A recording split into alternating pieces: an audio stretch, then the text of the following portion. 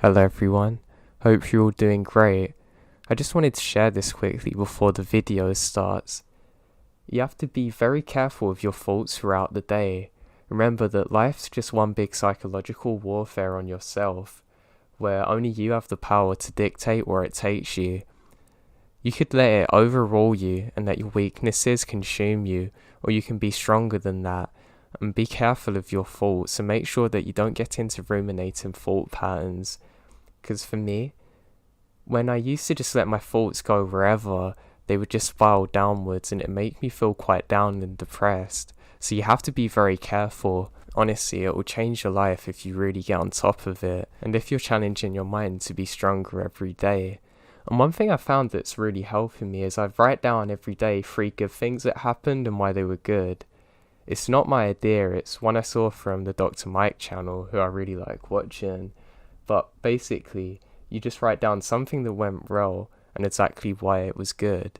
And it doesn't have to be a big thing, like it could just be eating like chocolate because it tastes nice, but it does make a difference. The thing is, it's lots of little things and changes that you make that will make the difference overall and make you a lot happier. So hopefully that can help some of you out there. And remember, if you suffer with mental health issues, you're not alone. Even if it's just me that you're aware of that suffers too, remember that you're not alone in it. I love you and enjoy these stories. Oh, and make sure you check out the podcast in the description and my Instagram at Joe the Insomniac. This happened over 20 years ago. I was driving back home with my girlfriend at the time. It's Christmas Eve, and my mother's family used to hold a large celebration at my aunt's house in Estacada. This was my girlfriend's first time meeting with my extended family, but they get on quite well. We spent the majority of the afternoon and evening talking, playing poker, opening presents, and drinking an assortment of adult beverages. My girlfriend's drank a bit by the time we have to leave, so I'm gonna be driving. It was around 11 PM or so. I was driving my girlfriend's car along Highway 211. Now this stretch of road is surrounded by farms and dense patches of forest, and parts of it are unlit. But nothing to fear. I grew up in the area, so I know this road like the back of my hand. The both of us were just driving and talking away. Just 2 young lovers making the most of our moment together. This is a proportion of the highway that descends down an enormous hill before crossing Deep Creek. Surrounding both sides of the road are thick forests. There's no lights. The only thing we could see was the area directly in front of the headlights. I drive down the hill, cross the bridge, and uphill through the forest. It's as the highway starts to flatten out that it happens.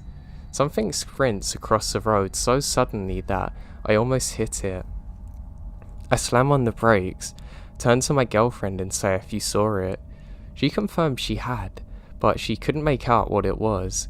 Maybe a coyote, as they're fairly common. But something felt off about it.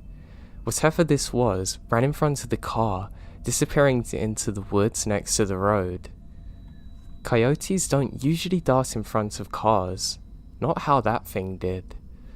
For some reason, I decided to check it out. I turn the car around and switch on the high beams to better light up the forest in which this thing has vanished in. I step out of the car, walking towards the woods. I don't see anything, but now it feels like perhaps I've made a grave error. My heart's pounding, the hairs on the back of my neck and chest stand up. But I still don't see anything unusual. Suddenly, the car horn blasts. It's not a beep beep that you'd get if, say, your driver or passenger wants you to hurry up. This was long and blaring. I walk back into the car and ask my girlfriend why she did that. She said nothing. Instead, pointing to a spot about 50 feet from where I was, I looked over in that direction, and then I saw it. Surely, this is the thing that ran in front of the car. It's a man, naked. His skin was covered in dirt and mud, and in his hands he's holding a hatchet. He looked at us, and then he smiled and waved, before turning around going back to the forest. Needless to say, We got the hell out of there. Once we were driving again safely, my girlfriend explained what happened. While I was trying to look for the man in the area he initially vanished in, he circled back around the spot where he came out from, beyond my car headlights, and my girlfriend saw something out of the corner of her eye. That's when she saw him, before blaring on the horn. He was walking towards me, hatchet raised, as though he's about to strike me.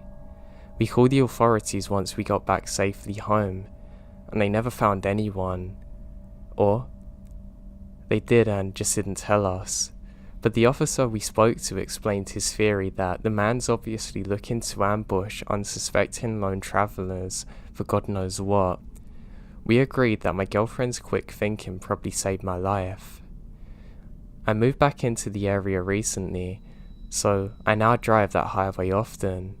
I haven't seen him again yet, but I can tell you that I'm definitely extra vigilant now, especially near Deep Creek.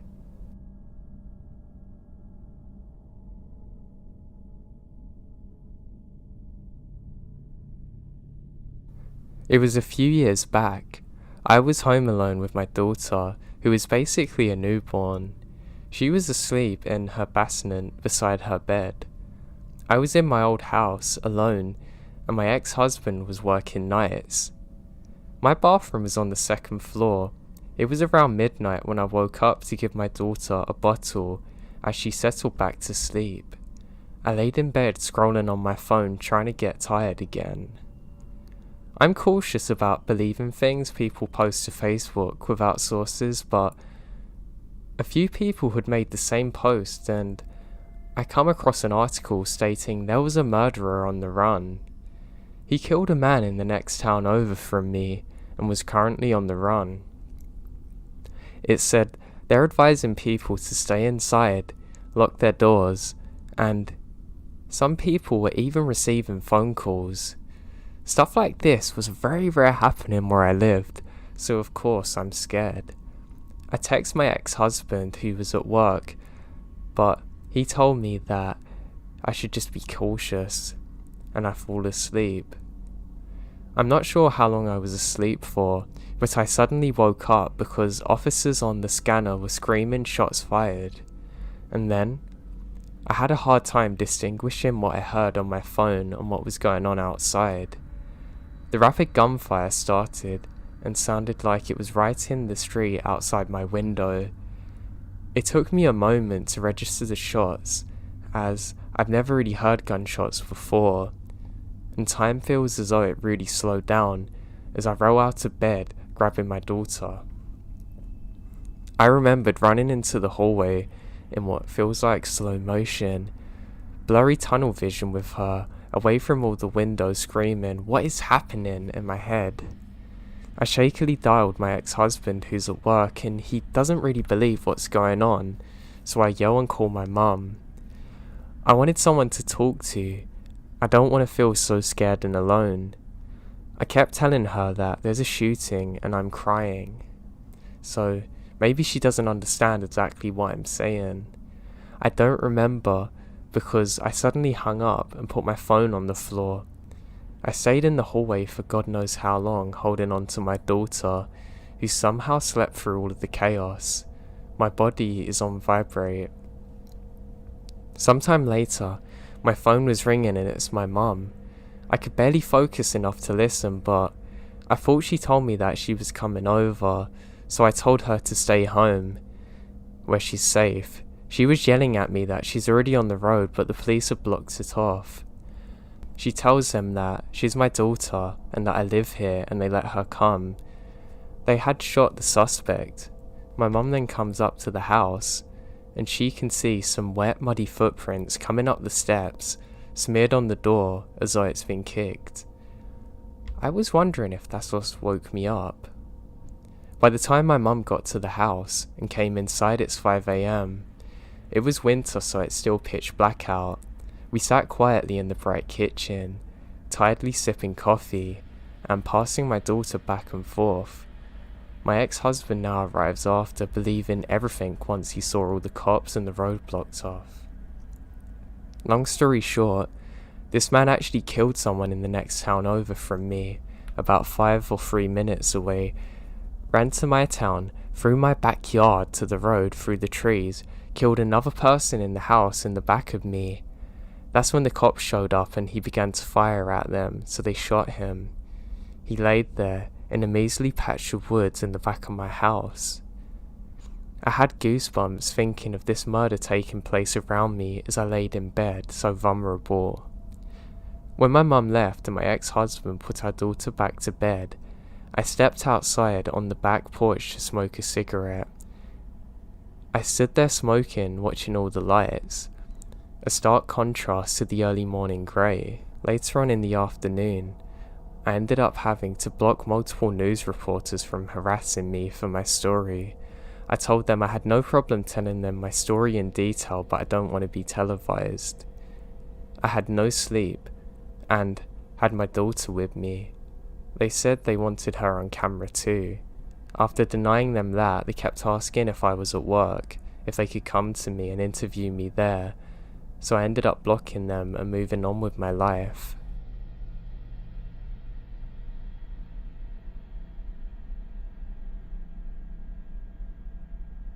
This experience occurred when I was 15/16. I was also with a friend of about the same age and his dad. We're in the woods behind our houses. We went back into those woods many times to hike around and play paintball. One day, we decided to go a little deeper into the woods to check it out. A little background is that this is an old grove/forest that's protected with wetlands that are a few square miles. For a while, we're wandering along. It was mid/late spring, so the forest was pretty lush and green, when one of us sees a small patch of white coming through the woods. It stood out pretty easily in contrast to the leaves, so we decided to investigate, and the three of us headed off in the direction towards this mysterious white spot coming through the leaves.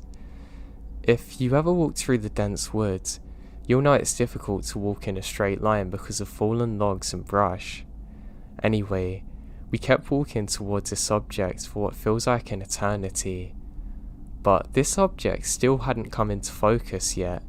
It appears to be a white bolt, and it's just as far away as when we first spotted it. We didn't think much of it at this point.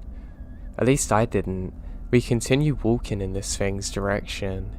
It must have happened 2 or 3 times that we'd walk towards this thing for a few minutes, stop, and notice we're not getting any closer. By this point, I think there was a little tension building up, but nothing out of the ordinary really.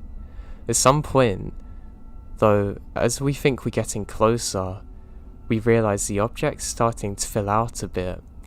We can clearly see now it's a tiny white house on a hill. I say the structure's about the size of a shed where you might keep a lawnmower. We were excited because how often do you come across something like that? It's still a little bit away, but again, very obvious that this little house is what we'd seen before and were walking towards. So as we're continuing towards this little house, we lose it from sight momentarily as we go up and over another hill in front of it, but as soon as we get to the top of the hill, the small white house is gone. We're confused as hell, looking at each other, but keep walking to the hill we had previously seen the house on. The last part happens pretty quickly. We get to the top of the hill, still looking at the other hill close by to see if maybe we just got turned around or something, and we'd seen the little house until one of us notices an old foundation on the ground at the top of this hill, exactly where the house had been. The shape of the foundation is exactly that of the size of the mysterious vanishing house. I barely had time to notice the foundation when all 3 of us heard a growling sound that got louder until it was as loud as a chainsaw. Nothing was said, but the 3 of us, including my friend's dad, sprint out of the woods in the direction we came. I don't recall ever discussing what happened with the other 2. Since this happened, I tried looking on Google Maps for some kind of indication of where the house was, but I can't find it. Around 1.5 years ago, I told my brother what happened and we went back into the woods looking for the house or foundation, but we don't find anything. Although our search wasn't very thorough because it's winter and cold and there's snow on the ground.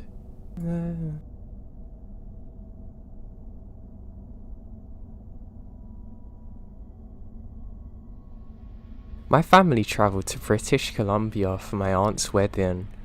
I was a flower girl, and the wedding took place at a remote church ground beside the ocean with beautiful docks. The wedding went off with no issues. I tossed some flowers and scratched at my itchy dress. Following the ceremony, everybody come outside to do photos on the docks. I got distracted playing in the dirt while my wedding party moved down the dock without me. My mum, of course, is distracted talking to her sister, and I was usually glued to her side anyway. While I was drawing in the dirt with a stick, a man in a suit approaches me. He didn't look dangerous and said he was a cousin or something of my now uncle. He looked familiar to me, but I don't know why. He said my mum and aunt asked him to watch me while they took photos and stuff. I don't know better. So he took my hand and began walking me back to, not the church where the reception would be, towards a dirt road leading out of the property near the woods. Now, everything went fine and dandy, and we're now almost off a road where a tree line blocks the exit.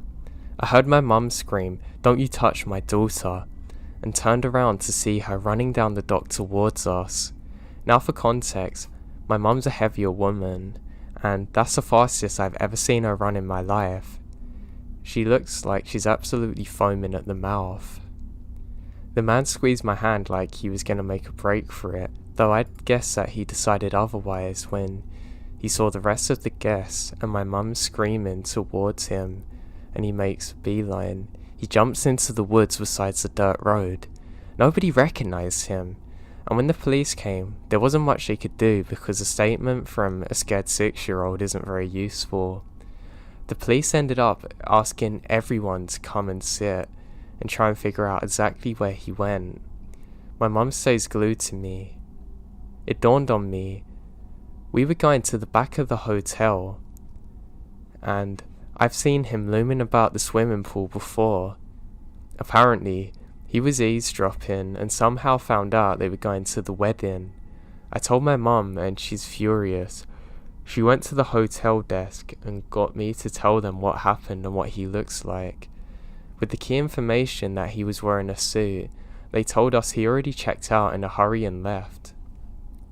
They said that they're gonna file a police report with the information he provided, though he paid for the room with cash, so there was no way of really tracking him. My mum decides to take us to another hotel on the opposite side of town. The police never followed up with her, and a few days later, we went back to my home province. I never understood how much danger I was in until I got a little older.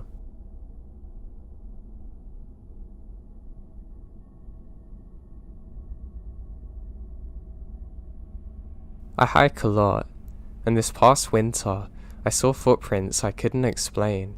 I live in Arizona, not far from the Navajo reservation. I'm Navajo. In the middle of nowhere, there are ruins of an abandoned house.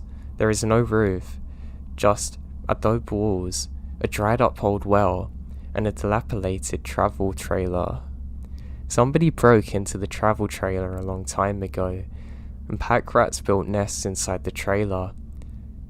I've never been inside the trailer because I avoid mouse drop-ins due to my fears. I don't want to get hantavirus. I use the abandoned house and trailer as my landmarks for my hikes. So this past winter, I went on a hike at the abandoned homestead, and I saw footprints of a small child. No adults anywhere. The footprints were about 5 inches long and 3 inches wide, and they looked like the soles of sneakers or something a child is gonna wear. I also saw evidence that the child dug around inside the travel trailer, taking out things from within. There was a hedgehog, well, not I'm gonna leave that in. There was a hodgepodge of household items that had been lined up neatly in a row.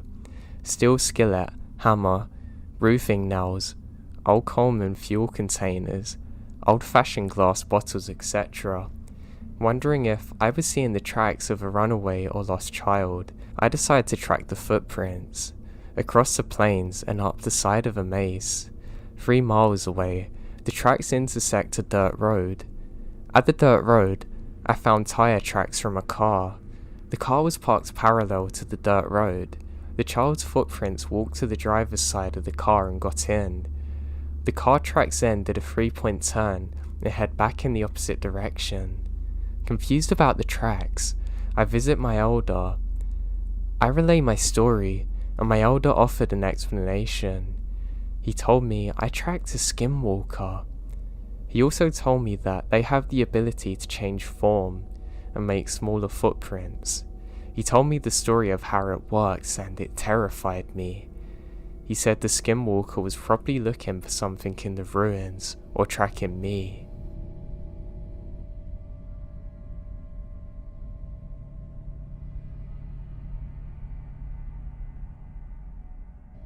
This happened a few years ago with my friend June, when we're maybe 17 or 18. I'm 23 now. We were out driving around late at night on country back roads. We were teenagers growing up in a rural area, so going for a drive was one of the main pastimes. We were both into goth stuff and witchcraft at the time, so we pulled off to the side of the road to walk around a small graveyard in the woods. It was impossible to see at night, but we'd gone there a few times in the day before, just to hang out. The whole area is heavily forested, but the path to the graveyard is short. It's right next to the road, just barely hidden in the woods. So we started slowly walking on the small loop that takes you around all the gravestones. We're using our flashlights at the time. We're looking at all of the names on the stones. I was very comfortable being by graveyards at night. I'm very relaxed, honestly. We mused about ghosts and deaths and whatnot, as goth teenagers do. About halfway around the loop, at the furthest point from the car, June got my attention as she notices a light in the woods. It looked far away, like it could have been a car on the road, so we turned away and kept walking. However, about 30 seconds later, she got my attention again. The light was much closer, and obviously moving quickly towards us. And then, I heard the sound of somebody crashing through the woods. It's blatantly obvious now that somebody's coming towards us. They're making a beeline, they backtrack, and so do we run into the car. I unlock it and climbed into the car as fast as I can, and right before the light come on, this huge grisly looking man, dressed from head to toe in camouflage, comes busting out of the foliage and coming right for the car. He's armed with a crossbow and literally sprinting at us, screaming. He's clearly off his head. I reverse as quickly as I could and peel out of there. We don't stop driving for a while, even though we both never saw him following after us when we drive off. We both can't shake the feeling that we're being followed. Finally, I think we both got too tired to stay out any longer, and we went back to our home. I really can't stop thinking about just how quickly he actually got to us. The fact that we're pretty much in the middle of nowhere, and this person is waiting in the woods in full hunting gear with a crossbow, and we're clearly not animals. As we had a flashlight, there's no trespassing signs anywhere. The whole area is around a graveyard. It's obvious that we're not meant to be there, but he definitely wasn't hunting. I got out into the woods and into weird places in the night a lot, and I've seen some weird stuff I would consider supernatural, but this is the one thing that really scared the life out of me. None of these things ever made me afraid to go into the woods like he did.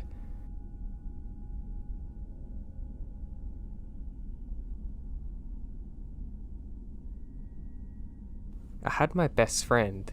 We'd always go for walks in the forest together. My friend wasn't very well at the time. He had an autoimmune illness, so I had to stay far away from him when we were talking and walking. This was great because it meant that he was unlikely to catch any illness that I potentially had, but kind of scary if you're going through the woods close to night. It didn't matter though. We're both young men who are fairly big, so we didn't really care too much. Call it blind luck that we never ran into anyone until this event, but I was very confident going into the woods. Now we start talking about life and we're just having a good time generally when we decide to sit on some logs and continue our conversation. My buddy turns off his headlamp for a bit to try and save some energy, and I do the same because last time my headlamp went off and it is only because of his that we're able to get out again. As we do so, we suddenly hear steps around us. Neither of us actually reacted at first because we both assumed that one another were moving. It's only a few moments later when our eyes can adjust in the darkness that we realise it's not one another.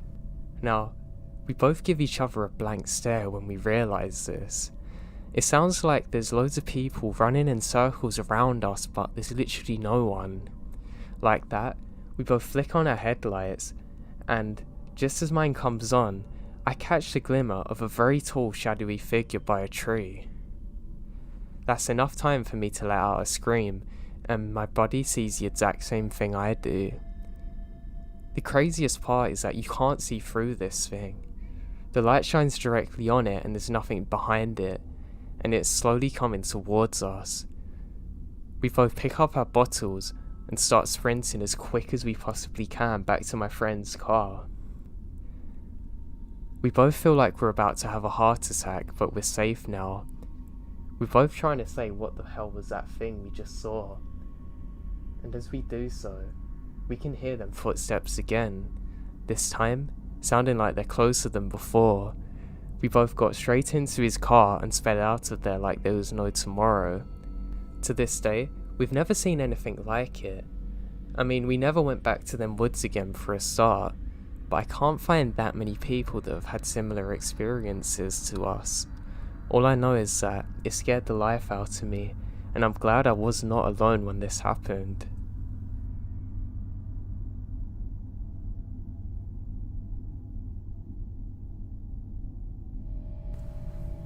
I used to live with my mum and dad on different weekends when I was younger. My dad had a really cool house that was kind of in the middle of nowhere, surrounded by a very dense forest and woods. I used to love it here.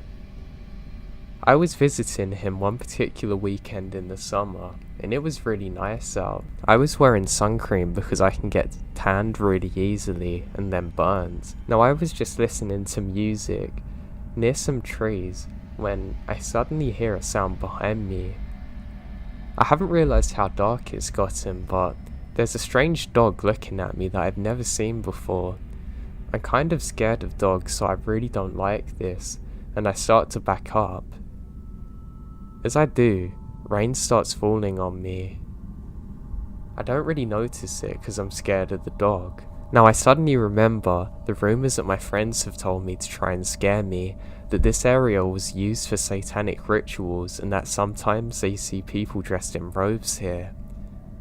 I'm very scared now and my palms are sweating as I try and turn my phone off so I can concentrate more and be aware of dangers. I then hear something whisper next to me. I look to my left, and I'm not kidding, I can see multiple things hanging in the trees. They look almost like robed figures, but they're far too dark. It's impossibly black what they're wearing. It's almost like no light escapes from them. Tears fill my eyes as I don't know if what I'm seeing is real or if I'm having some kind of psychotic episode. I know it can't be this because I'm fully conscious and I've never had any mental history. I turn back and begin sprinting, not knowing what on earth I've just seen. I sprint back inside and scream for my dad. He then comes down and says, "Hey, what were you hanging up in the trees?" I scream out what happened, and he goes to grab his gun. We both sprint out there, and can't find anything. 2 weeks later, my dad left that house, and we ended up moving county. Now, I'm not somebody who really believes in the paranormal or all of the satanic stuff, but I wouldn't have thought much of this story if it was only me that it happened to. but the fact that my dad had seen them things in the trees too is what truly terrifies me.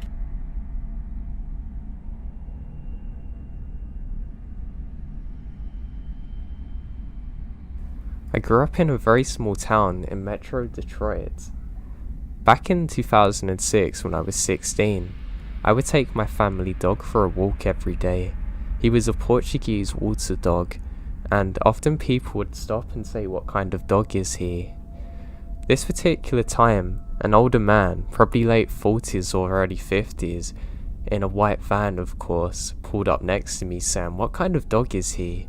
I told him kindly that he's a Portuguese water dog.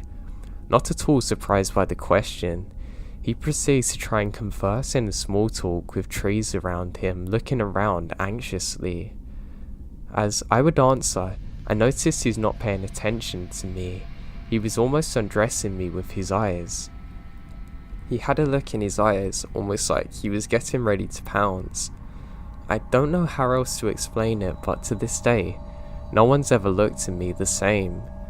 That's when the alarm bells went off to get away from him. I literally turned around mid-sentence and start panic walking opposite to where he is. I go to my left as I know he can't follow me unless he gets out. As I walk away, he screams, "Hey, where you going?" I pretend not to hear him.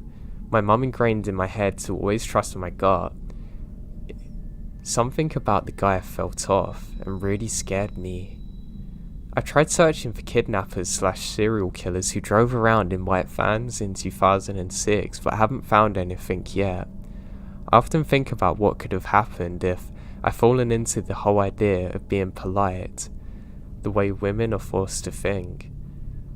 Let this be a reminder to parents to tell your daughters always to be cautious around weird people and to trust your gut.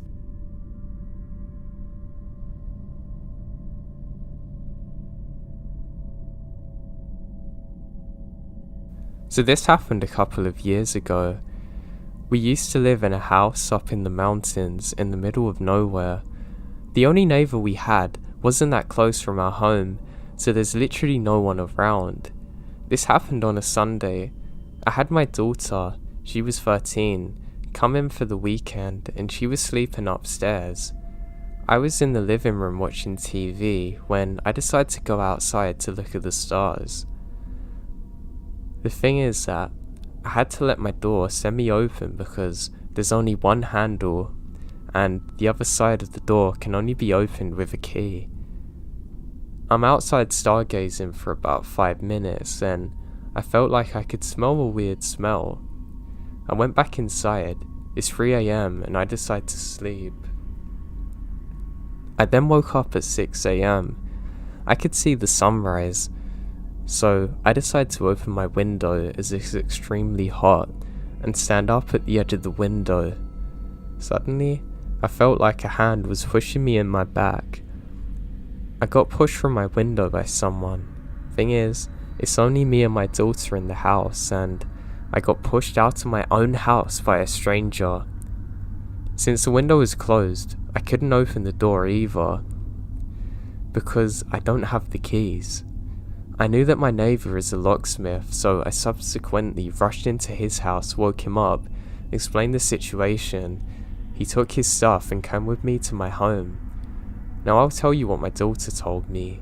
She told me that she could hear an old man coughing that she didn't recognise, so she instantly went into the bathroom and hid with the door closed. She then starts a tap running and phones the police.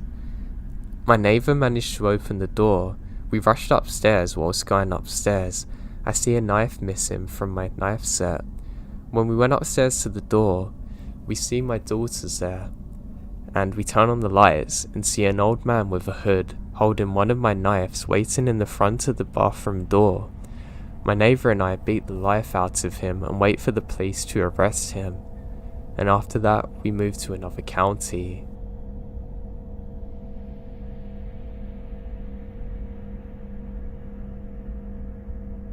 This happened a couple of summers ago as my boyfriend and I were driving home along a remote Forest Service road in British Columbia, Canada. Returning from a camping trip. Now, we're pretty familiar with that area that we're in. Haven't been there several times before. Typically, the only people we encounter out there are a good 70 kilometers away and are fellow campers in off-road vehicles or log-in trucks on the job. This particular day is beautiful, sunny and warm, mid-June. We were bumping down the road at a good clip when we saw a man coming out of the bush and begins frantically waving at us. It's very odd. We slow down and come to a stop, with my boyfriend rolling down the window to see what this guy had to say. I was in the passenger seat, and as soon as we slowed down, I picked up a weird vibe. He's wearing a blue plaid construction worker's flannel coat, much too heavy for the warm weather, with khaki pants and work boots with clean-shaven, messy brown hair, pale skin, and large glasses, maybe 50 years old. Let me stress how unusual it is to run into somebody up there without a vehicle. The guy was fairly soft-spoken and calm, almost robotically. He tells us that, "Hey, my battery's dead. Can I have a jump?" "Sure," we say. We believe in road karma and always want to help out. The trouble is, we're in the brush. Where is the car? He said he's been fishing all day too and had the radio playing, and that's why it's dead. His car is down in a very overgrown side of the road a little further up the main road. He walks ahead while we slowly follow behind him in our truck. Both my boyfriend and I are a little weirded out. We joke around to each other as we're following him that we hope he's not luring us to our death. Except, I legit felt on edge, and the joke isn't that funny. We follow him about 150 meters down the overgrown side of the road into a heavily overgrown area full of trees. Now, we would never have noticed this. It's just wide enough for about 4 cars to park side by side. He points it out to us, because the bushes had nearly covered the entrance. Sure enough, a car is there. An older model, big Chevy car that looks very unsuited to the log-in roads. The trunk is open for some reason, and a blanket is draped over it. The hood was already popped up, so my boyfriend grabs the jump leads and begins to fix the cables. Meanwhile, I swung my leg over the center console and slid into the driver's seat. I felt very uneasy and look around to the cab to see if there's anything I can use as a weapon. All the while telling myself I'm being silly, but nonetheless, I wanted to be ready to act if something happened. The guy then chats with my boyfriend, jovially, telling him about his buddy who he went fishing with, but who went ahead without him, but his friendliness seems forced. He stood back, allowing my boyfriend to do everything, lingering behind him, watching while my boyfriend got the car batteries hooked up. There's an awkward pause when my boyfriend had to prompt the guy to get back into his car to crank it over. Throughout this, I sat in the driver's seat watching, feeling tense. The car fired up easily, and the guy got back out of the driver's seat. He said thank you in an oddly intense way. My boyfriend removes the cables and hopped into the passenger seat without bothering to put them away properly. The very moment the passenger's doors closed, I was reversing back down the narrow side road with branches scraping across both sides of our car. We got onto the main road within moments and went our way. My boyfriend told me that the guy watches us the entire time. It could have been just a socially awkward guy with a legit dead battery, but I can't help feel this guy's intentions were more sinister. The fact that I stayed vigilant in the car and my boyfriend was there probably stopped anything happening. Also, my boyfriend told me that he doesn't believe the battery was dead. We don't see any fishing gear, and the guy doesn't move after. He was lying about being in a rush to get out of there. He's just watching us leave with a weird smile on his face. I don't know what was up that day, but I'm sure glad I didn't have to find out what his actual intentions were.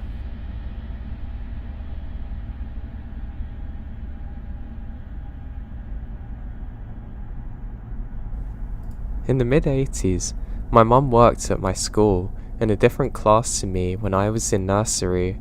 To get to school, She always took a shortcut over the heath. About 2 weeks earlier, there was a local girl who actually went missing. The last time someone saw her, she was over the heath. My mum said she wasn't concerned by this as she grew up over there, and it's summer in the middle of the day, and the route she took was quite busy with other people walking dogs and golf balling. Now one day, my mum set off. Halfway to school, she stops thinking she was being stared at. She looked over her shoulder, and at the top of the hill she just walked down, there's a very large man in biker's leathers and a helmet. She said she couldn't see his face, and that made her feel very uneasy, knowing she's being watched. She said it was funny because she hadn't seen him coming down the hill or heard him, but there was a heavily wooded area opposite the hill, and my mum said that she thought that he might have walked through there, but he wasn't riding his bike. That would explain why she hadn't seen him there before.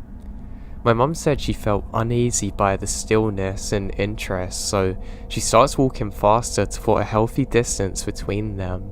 On the way home later that day, she decided to go on the bus instead of walking, and a week later, the body of the teenage girl was discovered by a dog walker in the same wooded area opposite that hill where the biker man had been watching. There was a police search and they appealed for information and witnesses. My mum contacted them making a statement. The police never solved the murder of the poor girl, but I'm certain that was the one who did it.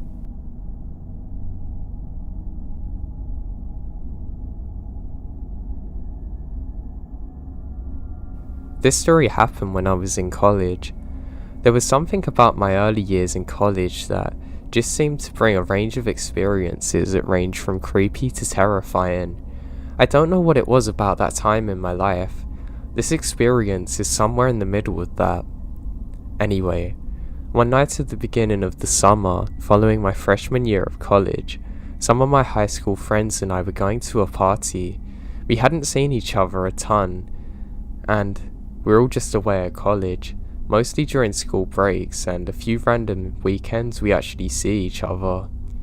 I wouldn't have normally gone to this party, hosted by someone else we went to high school with, but they all wanted to go, and I want to hang out, so agree.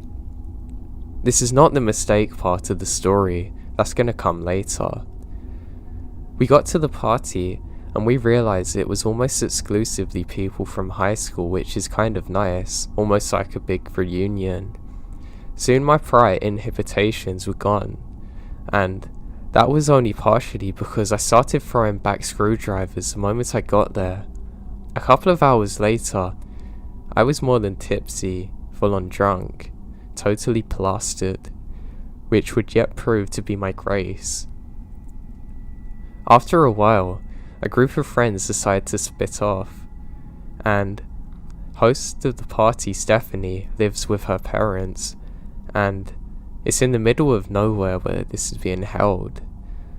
There's forest all around us. Forests at night both scare and thrill me, so drunk me suggested that we go exploring. This is something my friends would not let me live down. So this group, Lauren, Hillary, Jared, Alex, Hugo, Dean, hostess Stephanie, and obviously myself, decide to go on a midnight walk through the woods. It was pretty creepy, not gonna lie, but in a cool way. At least I thought so. A couple people in the group, namely Hillary and Alex, were pretty afraid, but some of the people here keep on making comments about how that they're being creeped out, but I say not to worry and enjoy it. We walk through the forest for a bit, and then we come into this clearing with a lake and dock and tall grasses and stuff, plus a shed and what turned out to be a boathouse, both of which had seen better days. Now, Stephanie and I weren't exceedingly close, so this was my first time exploring the forest, but Dean and Hugo had before and remembered it. They mentioned that this isn't part of the property and we shouldn't be here. It was like suddenly Stephanie realised where we were, and her eyes got super wide and she looks nervous. Or more worried that we're gonna get in trouble. I told her everything was fine since you can just trust the judgment of a drunk person and because everyone else is drunk, and they all agree with me, except for Steph, but she was outnumbered and not okay with going back alone. I suggested play hide and seek and almost everyone agreed. Honestly, I don't know why people were listening to me. If we're sober, this wouldn't have happened. Now, Hugo was forced to be it because we're idiots and said he didn't have a choice. So, he went into the woods and counted while we all ran and hid. I see Dean dart into a shed, but everyone else ran into the woods. I decided to duck down in the tall grass, which varied in height. Sometimes I could kneel, and sometimes I had to be on my belly to be concealed. I heard voices from the trees nearby, whispers like speakers were trying not to be heard. I was curious, so I made my way there. First on my hands and knees, then eventually army crawling as the grass got shorter. I nearly crapped myself when I ran into Stephanie in the grass, who turned out to be doing the exact same thing as me.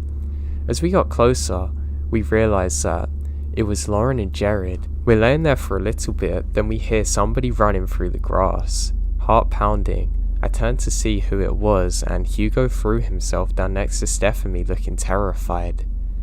I whisper-hissed because there was no way he'd counted as high as we told him. He looked around frantically and told us what he had seen. I'll never forget this because of the sheer terror in his face and voice. "Someone's in the woods," he told us. Stephanie tried to tell him that it's probably someone else we knew, but he said no. He saw the guy hide behind a tree, and he seemed to be in his 40s. He said the guy looked rough too, and he had a very bad feeling about it, so he booked it. It was basically by chance that he found me and Stephanie. "He's looking for someone, or something," he said, telling us that the guy was shining a flashlight too. As if on cue, someone came walking out of the woods and called out, "Jim, you out here?" angrily. This isn't right, and it's about to get worse. That's when we saw the shadow of someone throwing a boat down the lake towards the dock. The first guy walked onto the dock to meet this guy. He then demanded, "Where is he?" The first guy sounded angry, like he was expecting someone else to be here. He then said to his friend, "Yep, I messed up." They proceed to argue, and though I can't hear what they're saying, they're furious at each other. I was worried about the fact that we were so close to them, and they were doing some pretty dodgy things. We need to get out of there. I knew that, but Dean was still in the shed, which was close enough to the boathouse to comfort the given situation. Lauren and Jared are oblivious to the situation. Then we heard someone running through the woods, but like they were trying to do so quietly, I turn and see Hillary. It looked like she was trying to find somewhere else to hide, unaware of what's happening. And with that, I saw her run towards the boathouse, like time stopped, and I didn't know what to do. Honestly, I froze, but Hillary hesitated when she got to the door. She would later tell us that she heard voices inside, and then the door swung open. Hillary was now hiding behind the open door. The first guy stood in the doorway looking around. He must have heard Hillary, who was not being nearly as quiet as she thought she was. If he closed that door from the outside, he'd see Hillary, and then we'd be well and truly out for it. Luckily, he slams the door again, looking more angry. We had to get out of there, but we still had to get Dean, Lauren and Jared and find Alex. We didn't have a lot of time to think, so we had to be fast. Suddenly we see Hillary sprinting towards us. Dean emerges from the shed, and Lauren and Jared suddenly appear too. Alas, 2 men from the boathouse heard us too, come running out. They're all sprinting. I've never seen anything like it before. All of us run too. At some points I start to fall but manage to stay up. The guys chased us for a while too. We kept running until we got back to Stephanie's house. The party was still going on, and the men hadn't followed us all the way back. Not beyond the woods at least, but we're still pretty scared, I called my brother to pick me up as soon as possible. We spent the night at my brother's house that night, and then we went back to Steph's house the next day to clean up. Now I did want to go back to investigate at a later date, but for some reason, they moved houses very shortly after, so I never actually found out who they were or why they were chasing us.